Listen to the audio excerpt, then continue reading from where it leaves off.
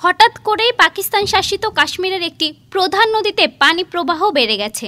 এই পানি ভারত নিয়ন্ত্রিত জম্মু কাশ্মীরের অনন্তনাগ থেকে পাকিস্তানের চাকোঠি দিয়ে প্রবেশ করেছে। এতে কাশ্মীরে বন্যা দেখা দেয় বাসিন্দাদের সতর্ক থাকার নির্দেশনা দেওয়া হয়েছে। কাশ্মীরের রাজধানী মুজাফফরবাদের বিভাগীয় প্রশাসন গতকাল ২৬ এপ্রিল একটি সংক্ষিপ্ত বিবৃতিতে জানিয়েছে, ঝিলাম নদীর পানি স্বাভাবিকের চেয়ে বেশি ছাড়ছে ভারত। এতে সেখানে মাঝারি বন্যা সৃষ্টি হয়েছে।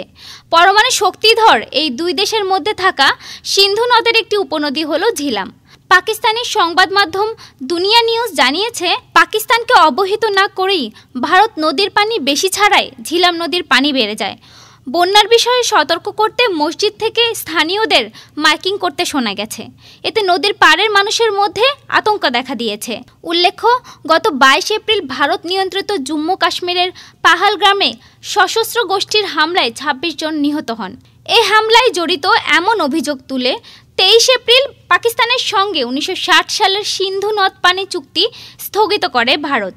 যদিও এ মুহূর্তে সিন্ধু নদের পানি প্রবাহ আটকানোর মতো অবকাঠামো ভারতের নেই, তবে পানির প্রবাহ বন্ধ করতে ব্যবস্থা নেওয়া হচ্ছে বলে জানিয়েছেন দেশটির জলশক্তি মন্ত্রী।